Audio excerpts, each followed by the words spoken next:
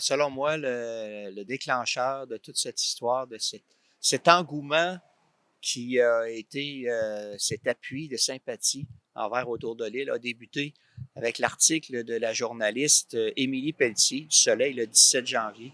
Et par après, lorsqu'elle mentionne qu'il y aurait une possibilité que le journal Autour de l'île ait été bâillonné par un avocat de la municipalité de Saint-Pétronille, c'est là que tout a déclenché et que en 2 jours, j'ai donné une dizaine d'entrevues à des médias, oui, de la région aussi de Québec, mais aussi des médias nationaux comme le Globe and Mail et Canadian Press. Donc, comme tu dis, ça n'a pas seulement touché la région de Québec, ça a déporté à travers le Canada. Surpris d'avoir tout cet engouement-là? Surpris, mais heureux de voir à quel point la liberté de la presse compte pour les gens. Ça, j'ai trouvé ça extraordinaire qu'en 2024, ça soit reconnu, ça. Puis il y a aussi la Fédération professionnelle des journalistes qui nous appuie là-dedans. La présidente a donné une entrevue à la télévision aussi. Alors, heureux de ce dénouement-là. Donc, comme tu dis, les médias, la grosse partie, c'était la partie liberté d'expression, liberté de presse qui est en jeu. Est-ce que ça te donne un élan pour poursuivre et aller saisir et reprendre tout ça et de dire, ben là, on a le droit de pouvoir parler de ce qu'on souhaite parler et quand c'est public en plus? Effectivement, je pense que c'est un message clair qui a été lancé aux élus pour l'avenir, de faire attention à leur journal communautaire. Je dirais que moi, ça fait 4 ans que je suis rédacteur en chef du journal Autour de l'île et il y avait, tout s'était très bien déroulé, ça allait très bien.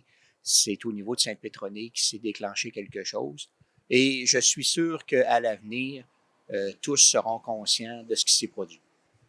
Ça fait bientôt près de 30 ans que tu es journaliste. C'était une première pour toi d'avoir une mise en demeure?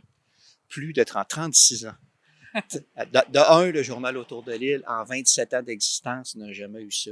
Et moi, en 36 ans de métier, c'est la première fois que je vivais ça. Et je nous souhaite que ça n'arrive plus jamais. L'enquête, maintenant, qui est lancée par la Commission municipale du Québec, est-ce que pour toi, c'est aussi une première de voir ça, qu'une enquête soit faite pour une municipalité, dans le cas, bien sûr, là, de cette partie, on pourrait dire, liberté d'expression? Oui, mais il y a aussi, je crois que la commission municipale va s'attaquer aussi au fait qu'il y a eu 97 citoyens de Sainte-Pétronille qui ont reçu des mises en demeure aussi. Alors, ça va être une combinaison des deux. Je crois que c'est une bonne chose que ça se fasse. Maintenant, pour le futur, parce que bien sûr, il va y avoir un après cette histoire-là, est-ce que de ton côté, tu souhaites faire des liens avec la municipalité, la MRC? Comment tu souhaites piloter le tout pour raccorder, on pourrait dire, le tout? Je dirais qu'au niveau de la MRC, on compte s'y rendre le 7 février à la réunion et on verra à ce moment-là qu'est-ce qui va se produire.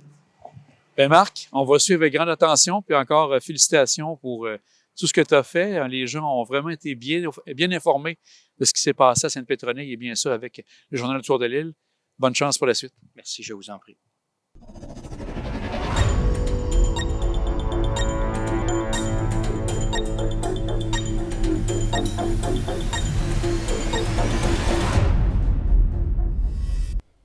Sur le même dossier, j'ai rencontré Maître François-Xavier Simard, qui représente les 97 citoyens de Sainte-Pétronille qui ont reçu une mise en demeure par la municipalité. Je parle avec lui de ce qui s'en vient dans les prochaines semaines pour ses clients et aussi pour parler également de l'enquête menée par la Commission du Québec, Commission municipale du Québec, à l'endroit de la municipalité de Sainte-Pétronille. En fait, tout ça fait partie d'une problématique plus importante qui réfère à la plainte qui est formulée par un comité de citoyens. Juste pour préciser comment ça fonctionne à Sainte-Pétronille, il y a un groupe de citoyens, une centaine et plus, et qui, pour mieux gérer l'opération, ont constitué une espèce de conseil d'administration. Il y a 12 ou 13 personnes là-dessus. Et ce comité-là, lui, fait tout le travail, tout le red tape, là, si vous me permettez l'expression, à la constitution du dossier, et évidemment, je travaille avec eux, mais c'est le gros du travail. Donc, une fois que ce dossier-là est déposé, alors, il ne l'est pas encore. Il y a eu des devis à l'effet qu'il y en aurait un, mais c'est vrai, il n'est pas déposé, il devrait être déposé d'ici vendredi. Ce dossier-là va être examiné par ce qu'on appelle la DPIM, qui est un segment important, opérationnel, de la commission municipale.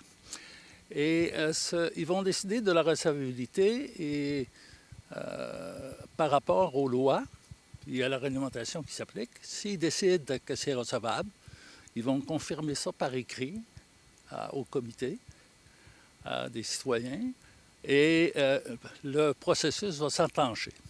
Et ce qu'il faut comprendre dans le processus, c'est pas un processus contradictoire comme on trouve au palais de justice. On n'est pas à cette étape-là. On est à l'étape où les fonctionnaires de la commission de la DPIM vont examiner l'ensemble de la documentation, l'ensemble de notre argumentation, et va se demander quelles sont les conséquences et quelles sont les décisions que pourrait prendre la commission municipale après le rapport de la DPIM. Alors, dans un premier temps, il n'y a pas, il faut être clair là-dessus, là.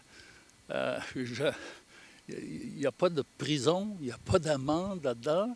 C'est plus administratif, donc il pourrait être décidé des sanctions, si on estime ça approprié, des recommandations, et ils vont formaliser ça auprès, le cas échéant, de la ville de Sainte-Pétronille, le village, excusez-moi, la ville, le village de Sainte-Pétronille, et partant de là, ils vont dire, bien, vous devez faire ça dans 30 jours.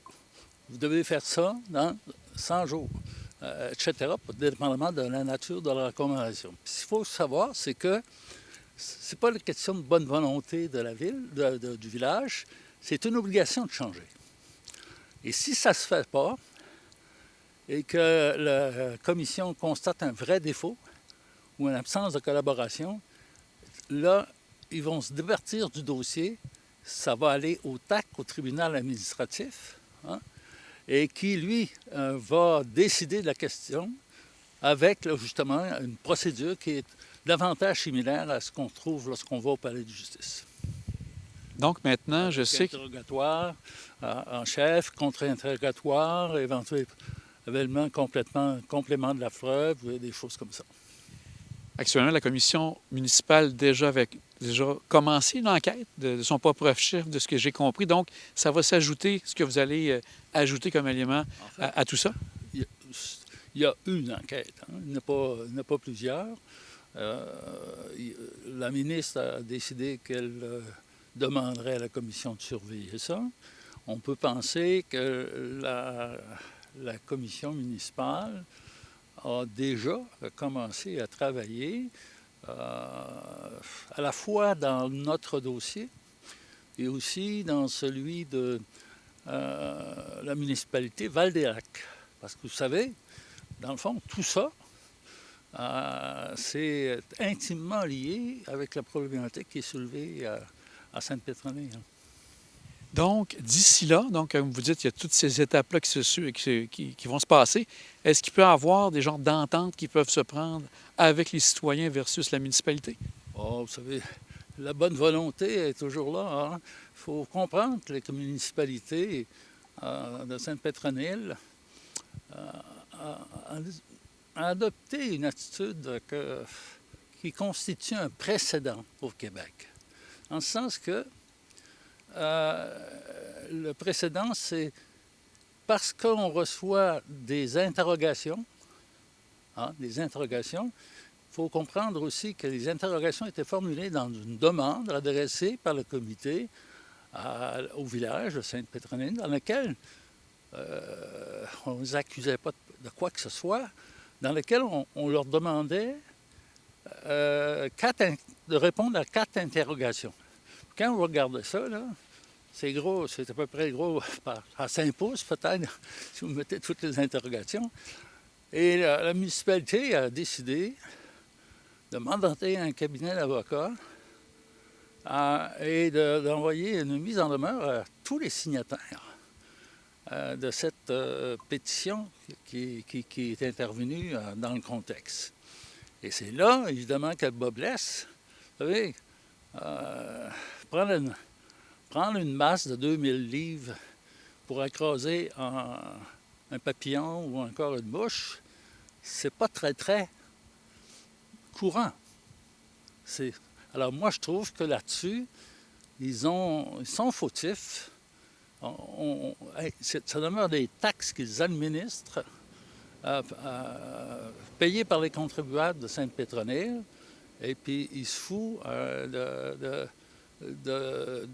utilement de quoi qu'est-ce que tout ça pourrait en courir.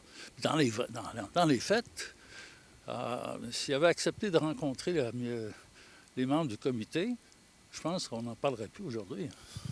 Donc, aussi, je crois que la municipalité, eux, ont leurs revendications aussi, auront à présenter des arguments aussi à la commission, si j'ai bien compris. Il faut bien comprendre, la municipalité, elle n'a pas bien de revendications. À part quelle revendication elle va dire aux gens, vous n'avez pas le droit de poser des questions? Bon. On ne veut pas vous poser des questions. On a été élus, on est là pour gérer. Peu importe si vous n'êtes pas d'accord. On accepte d'avoir un certain laxisme dans notre gestion. Ce n'est pas de vos affaires. Alors, vous savez, puis là, quand je vous résume ça, on ne peut pas. En tout cas, c'est difficilement explicable le processus suivi par la municipalité qui est informée en temps utile, de certains actes passés posés par la directrice générale et que sur un coup de téléphone à mon collègue le maire de Val-des-Lacs, il va m'expliquer ce qui s'est passé, puis je vais apprécier si ça vaut la peine d'en faire un chiard ou pas. Et ça n'a pas été fait, ça, là. Il ne faut pas se leurrer, ça n'a pas été fait. Parce que je sais qu'ils disaient, entre autres, eux-mêmes vivaient, je parle de la ville, la municipalité de Sainte-Pétronille, vivaient de l'intimidation de leur côté. C'est un peu ça qu'ils disaient. L'intimidation? La liberté d'expression, là, on est au Canada, puis ça existe encore. Ça existe pour ceux qui payent des taxes, puis les imputables, là, ceux qui sont élus, là, ils ont la responsabilité de répondre. C'est leur problème.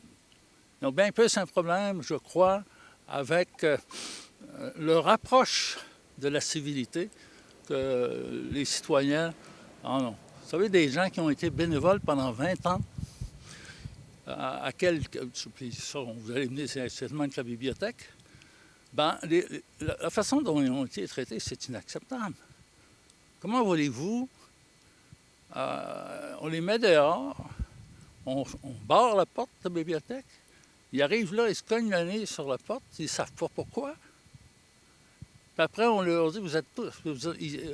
on ferme, puis on leur reproche d'avoir acheté une bouteille de vin ou deux à l'occasion de l'événement annuel que tenait la bibliothèque, les employés de la bibliothèque.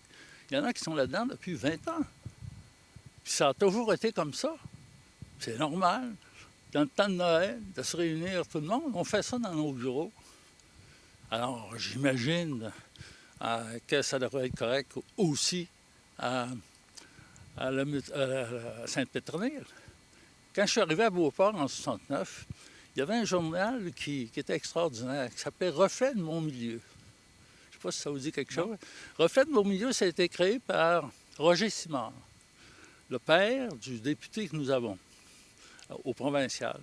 C'est un petit journal de quartier et qui animait. On était fiers de ça. On voyait ce qui se passait. C'est sûr que c'est pas le Soleil, c'est pas le Devoir, c'est pas la presse. Mais même si des fois c'était agaçant n'y a personne qui a sauté sur un gisement. Hein? Alors, pourquoi l'attitude a été aussi violente? Puis regardez aujourd'hui, là, depuis une semaine, ils ont décidé de fermer, je dis bien, la municipalité, en d'autres termes, ce qui est la mairie. Ce qui veut dire que moi, je suis obligé de me rendre à la municipalité. J'arrive, c'est une porte barrée. Hein? J'ai besoin d'informations, je ne suis pas capable de l'avoir. Ça, là, ça en est l'intimidation. Tu sais, ils sont là pour servir.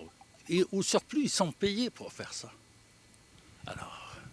On va donc surveiller à ta grande attention qu'est-ce qui va se passer les prochaines semaines, M. Simard. Un grand merci. Donc, merci de prendre du temps pour nous expliquer et nous dire un peu le point de vue des citoyens. Merci beaucoup. Nous apportons une précision à la suite de l'entrevue avec Maître Simard. La DPIM signifie la Direction des enquêtes et des poursuites en intégrité municipale. Cette direction fait partie de la Commission municipale du Québec. Du côté de la municipalité de Sainte-Pétronille, avec laquelle de la commission municipale qui est en cours présentement, le maire Jean Côté préfère pour le moment ne pas donner d'entrevue à la télé d'ici.